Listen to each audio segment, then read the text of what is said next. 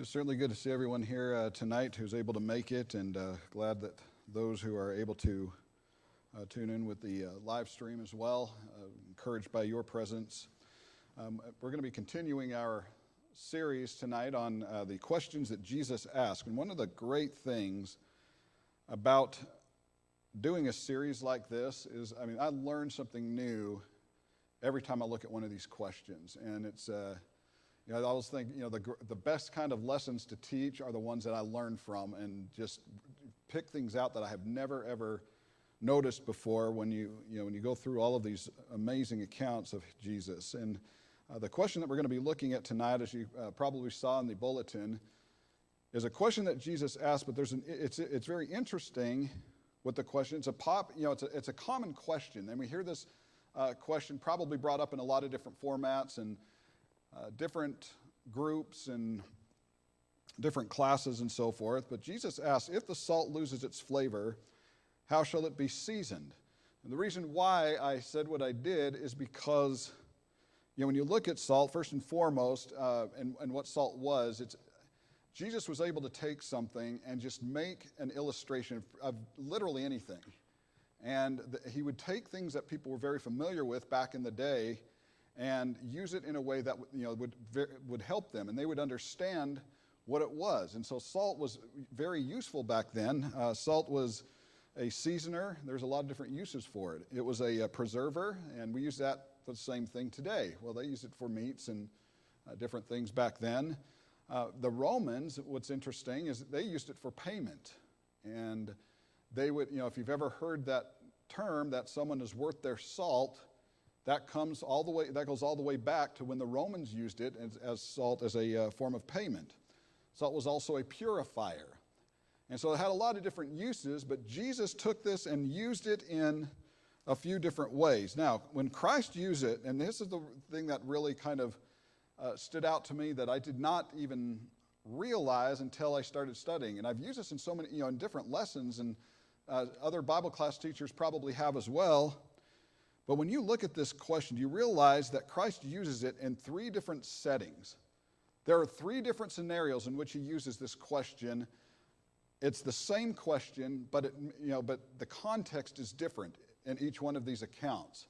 And that's something that a lot of people probably have not picked up on, including me, until I really started delving deep into this. And so, when the question is asked, if the salt loses its flavor, how shall it be seasoned? We probably have an idea of what that means in the spiritual sense, but there are contexts that make it go even deeper than that. And so it really causes you to appreciate what Jesus was trying to teach these people in these different settings. And we're going to take a look at those tonight. Three different settings in which he asks this question. And every one of them did not just have an immediate context, and that it would apply to those who were in his presence that were receiving this question for the very first time. But there was a universal sense of this as well, in that it helps us today, and it puts us in the same kind of mindset that they had. And we can certainly appreciate it and use it in the way that they did for our lives today. Jesus spoke more times than not. He would speak with the intention of his words just going far beyond that first century of which he was in. Now, there were some things that he said that pertained only to that time frame, and we need to keep those and respect that where it had the immediate context. But in something like this, it goes far beyond that. And the first one that we're going to be looking at is in Matthew chapter 5, in which he asked this question. And the theme of this particular context in Matthew chapter 5, and this is part of his Sermon on the Mount right here, is endurance. When you look at endurance, in fact, we're going to be looking at the first couple right here that it's sort of similar to each other, but one really kind of builds on the other one for the first two that we'll be looking at. One is endurance and one is perseverance. And now there's a difference between endurance and perseverance as we're going to look at. Endurance is a measure of a person's stamina. It is the measure of a person's persistence. When they want to do something, they set their mind to it. It's the ability to endure hardship. And that's the literal translation of what endurance meant back then. is that, and we see this with, it's interesting as we look at the endurance part of this, we probably have a lot of different ideas of what endurance is. Athletes, we probably look at sports a lot with the endurance because they really stress endurance a lot in athletics. Many people know that my family and I take Taekwondo, and there's a couple people in here that have started taking it at the academy that we're at. But there's a saying that we use in Taekwondo that a black belt is just a white belt who won't quit. And that really kind of that drove us through the entire process of ranking up in all these different belts. And so that is that's the ultimate goal. And when you finally get that black belt, it's a great achievement, and it's satisfying because just everything that you went through. But that's what endurance is knowing that there's going to be hardship and that you're going to be able to face it. When you look at Matthew chapter 5, Christ says, "Blessed are you when they revile and persecute you and say all kinds of evil against you falsely for my sake." Christ was well aware that those followers of his would be ridiculed. He knew that the Pharisees were going to be against him. He knew the Romans were going to be against them. He knew that the Sadducees and the scribes, they're going to all be against these people that would be Christ followers. And he knew the struggle that was going to be coming their way. But he says, "Blessed are you when they revile and persecute you and say all kinds of evil against you falsely." But then he adds this, "for my sake."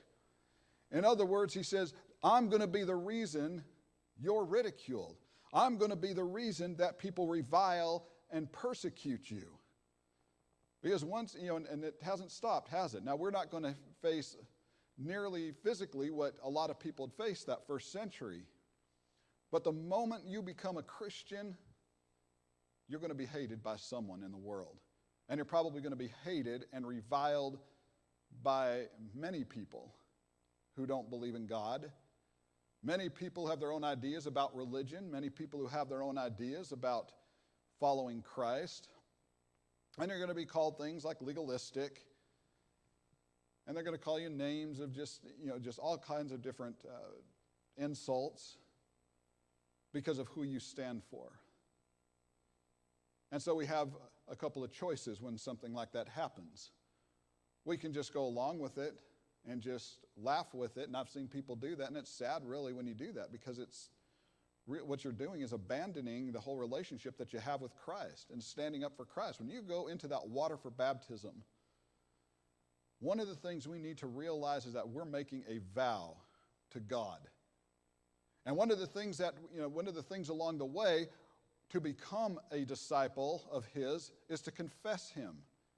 And when we confess him, it means that I'm not going to be ashamed of him. I'm not going to find myself in a situation where I'm going to feel embarrassed about talking to him. I'm not going to just keep my mouth shut when I can say something. Now, there are times that are probably more effective than others when we need to realize that, it's more effective to say something, and times that we do stay quiet. But if I have an opportunity to talk about him and I don't, or I just go along with the crowd that just is, just so anti-Christ, or they just start making, get into an obscene conversation about something, I can either confess his name or I can stay quiet about it and not say anything at all. Jesus knew that those Christians that followed him were going to have that happen. And he tells them, "Blessed are you when they revile and persecute you and say all kinds of evil against you falsely for my sake." And then he says, "Rejoice and be exceedingly glad." Why? When someone reviles you, when someone talks against you, and you think in their case, it goes much further with this persecution that he's talking about. And Jesus says, "Rejoice and be exceedingly glad?" Absolutely. Why? He says, "For great is your reward in heaven. For so they persecuted the prophets who were before you." And so what he does is he draws their mind back to the prophets of old. And you think of all of those prophets back then that we're able to read about in the Old Testament and the persecution that they went through. And he's saying that same thing is going to potentially happen to you. And he says, but don't worry. He says, "Rejoice and be exceedingly glad, because your reward is going to be in heaven." You see, We can feel good sometimes about, standing up for Christ in this life, and I hope we do. But when you consider that every time we stand up for Christ, we're not securing our place in this world, we're securing it in the next. We are followers of Christ, and we represent Christ. They're going to look at us, and they're going to follow us, and they're going to judge us. I was telling Layla this morning, we were talking before she got baptized, that all it takes is one person, one thing that someone hears from us as a Christian. And you think about it, if someone doesn't know you, they know nothing about you, they don't know, they have no idea what your religious background is, they have no idea what your conviction is, or where you come from, and you may be such a good person and active in the congregation and serving in all the right ways, and all they have to do is hear one thing come out of your mouth, or see you do one thing that is completely uncharacteristic of you. And how do you think they're going to respond to that? How effective do you think you're going to be in someone else's life when you have you might not have even had the intention of doing it? And it's why we need to be very careful with the way what we say and what we do, because people are going to watch us. And it takes that one time for someone to look at us and have them take it, and just have it completely void of having a godlike attitude for them to turn away and just think, for them to make an assumption of the kind of person you are. And Jesus says, great is your reward in heaven, though, for so they persecuted the prophets who were before you. And then we come to the question, because Jesus is trying to get them to understand, in the midst of all of this, and this persecution, to endure. He says, you are the salt of the earth. He said, people are going to revile you for my sake. People are going to persecute you for my sake. And he said, don't worry about it. He says, rejoice and be exceedingly glad, because your reward is in heaven. And he said, you're the ones that are going to be the salt of the earth. There's no one else that's going to be a representative of Christ. Now, I don't mean representative in the way that the apostles were, because they had a divine calling the way that they did. Jesus came to them personally and invited them. But every one of us, in some way, in some fashion, represent the church. Someone hears about the Church of Christ and they know that you're a member of it. They're going to watch you because to find out what the people are like. Or you profess to be a Christian and they're going to watch you to see how you behave and the conduct. And he says, you are the salt of the earth. But then he turns this, and here's the question right here. He says, but if the salt loses its flavor, how shall it be seasoned? It's then good for nothing but to be thrown out and trampled underfoot by men. And so we need to be very, this endurance that we are to have, the endurance that we're able to be, hopefully we're encouraged by those who he's talking to right here. Knowing that, they went through a whole lot for Christ. Can we do the same? Can we endure the way that they did? He says, you are the salt of the earth. You're the ones that are going to make that impact. But if the salt loses its flavor, if that ends, if you can't endure that kind of persecution, if you can't endure that reviling, and sadly we see some who won't, they'll cave and they'll compromise their spiritual position. They'll compromise their influence because they don't want to have anything else to do with standing up for him. They're tired of the ridicule, or they just don't want to go along with what Christ has given to us. He says, how shall it be seasoned? And so we need to be very careful. When we decide that we put on Christ in baptism, we need to be ready for the world. And we need to be ready for those who are going to stand opposed to that.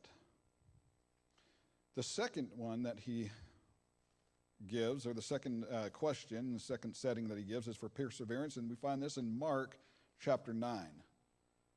Now, the difference between perseverance, And endurance is, with endurance being the measure of a person's stamina or their persistence or, the way to be able to endure hardship, perseverance kind of takes it one step further than this.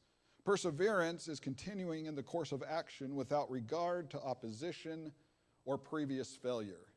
In other words, you're going to say, okay, well, maybe I'm going to fail, maybe I fall short, but I am going to still move on. I'm looking at the end. And so, you can see how closely related they are, because with endurance is going to come perseverance. And how great it is to be able to be at the end of, this life. How satisfying. How exciting it must be to know that when we close our eyes for the last time in this life, we're going to open them in a place far greater and serving God in ways that we couldn't even imagine. I get excited about the next life. I love this life, but I get excited about the life that is to come, because that's eternal. And we know what an amazing place it's going to be. A lot of people probably, we know about perseverance in the carnal sense of the word. We're working on a project, or we're just doing something or building something. And we get to the end of it and we look back at all of the hours and all of the labor and all of the sweat and just all the pain sometimes that we go through, and we think, I did it. And there's a sense of gratification, isn't there? I can only imagine what Paul must have felt when he wrote that to Timothy, that I have fought a good fight, knowing what he had done and being that confident that he was ready. Paul was ready to die at that point. And he said, I don't care. He said, I've fought a good fight. I have finished my course. And now what's laid in front of me is the crown of righteousness. That's perseverance. It's continuing in that course of action. Not looking at his failures, and Paul knew he failed at some things, but saying, this is not going to stop me. When you look at Mark chapter 9, this is exactly what Christ is talking about, is his perseverance. And he does it in such a profound way that in the context right here, the context that he's looking at, in fact, in Mark chapter 9, beginning in about verse 43, is hellfire. And you say, well, how is that encouraging? But look at how he words this. In verse 43, Mark chapter 9, Jesus says, if your hand causes you to sin, cut it off. It's better for you to enter into life maimed rather than having two hands, to go to hell, into the fire that shall not be quenched, and where the worm does not die, and the fire is not quenched. I mean, how hopeless this seems. I don't think anyone wants to end up in a place like this. He says, if your foot causes you to sin, cut it off. It's better for you to enter life lame, rather than having 2 feet to be cast into hell, into the fire that shall never be quenched, where the worm does not die and the fire is not quenched. And if your eye causes you to sin, pluck it out. It is better for you to enter the kingdom of God with one eye rather than having 2 eyes to be cast into hellfire, where the worm does not die and the fire is not quenched. And so this whole thing right here, he's talking about just the pains and the agony and the destination of hell for those who are not faithful to him. And then we get to verse 49, and he says, because everyone will be seasoned with fire. It's curious if you just took that verse by itself. It can be confusing until you look at the previous passages that lead up to this with talking about hellfire. Remember we said, when we said salt was a preserver. When you look at verse 49 right here, salt being a preserver, as it is used to preserve, it's a symbol of perpetuity. In other words, this term, being salted with fire, connected to the previous verses leading up to this of what hell is going to be like, and for the kinds of people that are going to be there, salted with fire means eternal torment. It's a preservation of this hell. In other words, it means, it's going to be long-lasting. It's going to be never-ending. This hell is not going to have an end. And we need to be very mindful that it's possible to be in hell as much as it is heaven. I don't think we like to think about things like that sometimes. No one wants to think about the possibility of hell. No one wants to, it's scary to us, or it should be. No one wants to think that there is a place for all time where God will turn his back on you. We are so used to having God in our lives today as Christians, aren't we? We're able to pray to him. We're able to come together and fellowship in his name. We sing praises to him. We take the Lord's Supper every Sunday. We hear lessons. We're able to just have these great discussions sometimes. We go to Bible classes and hear great lessons from all the teachers that are teaching. And we just, sometimes take it for granted that God is in our lives at all time. There's never a time that God isn't here to care about us. But there is going to be a time at some point where God's going to say, if you are not faithful to him, that I never knew you. And he's not going to be present in hell. He's not going to be present in that perpetual torment that Jesus is talking about right here. He says they're going to be, everyone, it's going to be seasoned or salted with fire. But then he says something, that term also, when he refers to everyone, that's all of those people prior to this who won't give up what is going to keep them from heaven. And so we know that there are those, and some even with the best of intentions, that are not going to be there. But on the other hand, there is good salt. He says, for everyone will be seasoned with fire, and every sacrifice, though, will be seasoned with salt. And salt is good. And so we know that there's a good salt. That's a Christian life right there. When we look at that salt, and he says, that you are the salt. That's him saying that this is what you have the capability of doing. Christ loves the Christians. Christ loves those who are in him. Christ loves those who made their commitment to obey him and to live faithfully for him, to follow in what he has instructed of us. He wants us to be there. And that's why he's able to say with confidence that you are the salt of the earth. He wasn't going to be around for all time. He knew his apostles weren't going to be around for all time. But his people will be. And we are the ones today who carry that on.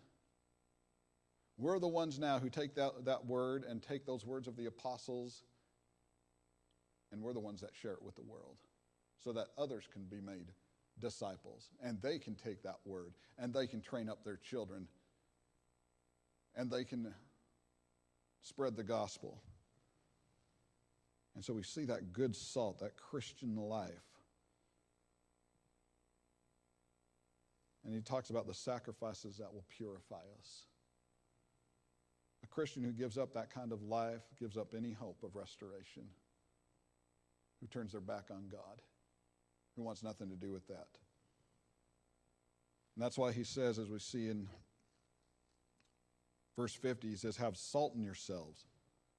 Have salt in yourself. He's encouraging them. He's building them up right here. He says, hold on to what sustains your heavenly destination. You see, just as salt is a preserve, being salted being seasoned with fire is a reference to hell. There's a flip side to that, where we can be preserved in heaven and heaven bound. And how great that is to have that kind of a destination. And so we see how it's used for endurance. We see how it's used for perseverance. And finally, we see how it's used for our commitment to him. We see this in Luke chapter 14, which is the third time he asks this question. When you look at Luke 14, beginning in verse 25, I want to read I want to read this to get the proper, before leading up to that question. understanding why he asked that question when he did at this point. When you look at verse 25,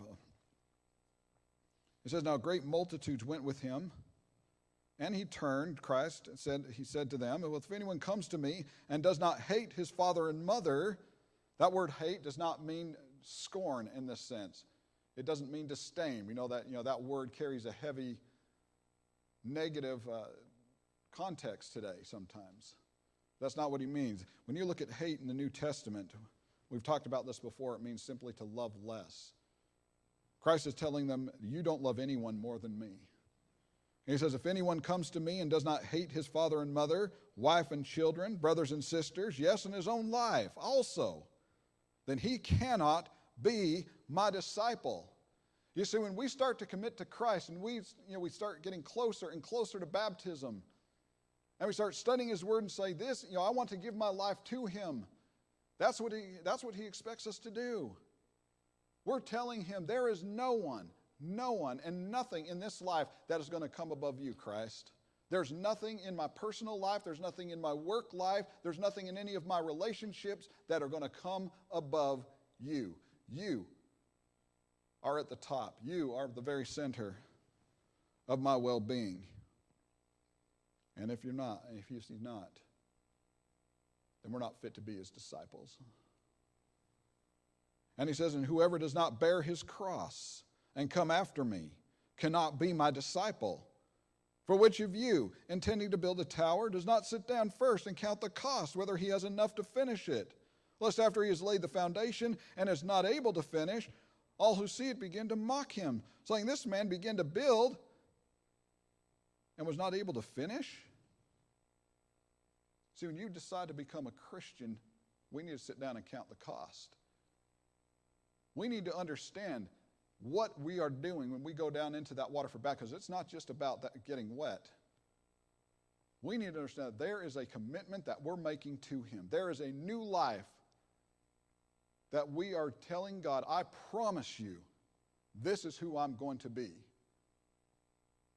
And he expects us to fulfill that. Or what king, going to make war against another king, does not sit down first and consider whether he is able with 10,000 to meet him who comes against him with 20,000? See, there are going to be times where we're going to be outnumbered. There's going to be times when it's going to look difficult. Are we going to stay committed to him? That's what he's saying right here. That when I decide to give my life to him and call myself a Christian, when I'm baptized so that he can add me to his kingdom, I become someone different than who I used to be. And I'm saying there are things that I will do, there are ways that I will think, my behavior is not like it used to be. He says, or else, while the other is still a great way off, he sends a delegation and asks conditions of peace. So likewise, whoever of you does not forsake all that he has cannot be my disciple. And then here's the question. See, salt is good. But if the salt has lost its flavor, how shall it be seasoned? That's the salt that he expects. There's an expectation of every one of you here tonight. There's an expectation of me. There's an expectation of every person that is watching live stream and even beyond that Christ has. Those who do not renounce the world are going to be renounced by the Lord. You compare this to some of the other things that have been said in the New Testament. In 1 John chapter 2, beginning in verse 15, John writes, do not love the world or the things in the world. Is it okay to enjoy the things that we have? Absolutely. But he says, do not love the world or the things in the world. And if anyone loves the world, and he's talking about the priorities in this life. He says the love of the Father is not in him, but he who does the will of God abides forever. You look back at 1 Kings chapter 19 and verse 18, the same thing. These are people, he's talking about people that will never yield to what God is capable of doing for them and what God means to them in their life. In 1 Kings chapter 19, verse 18, it says, "Yet I have reserved 7,000 in Israel," and look at this right here, "all whose knees have not bowed to Baal." Baal was a false god. And what he's talking about right here, those 7,000 who never bowed to this false god the way that so many others did in the Old Testament, so many of those idolaters, and every mouth that has not kissed him. Question: are you worth your salt to the Lord? Are you worth it to him? See, a disciple who has lost his leavening power for good is useless in the kingdom. There's no use for someone who won't be that salt of the earth. Don't let that happen. Christ wants to build us up for his kingdom. And it's why he asked these questions the way that he did, so that we can endure in this life, so that we can persevere in this life, so we can stay committed to him. Because that reward in heaven is greater than anything we could ever imagine. But if you're not doing what is needed to build up the church, you consider tonight can be the turning point for you.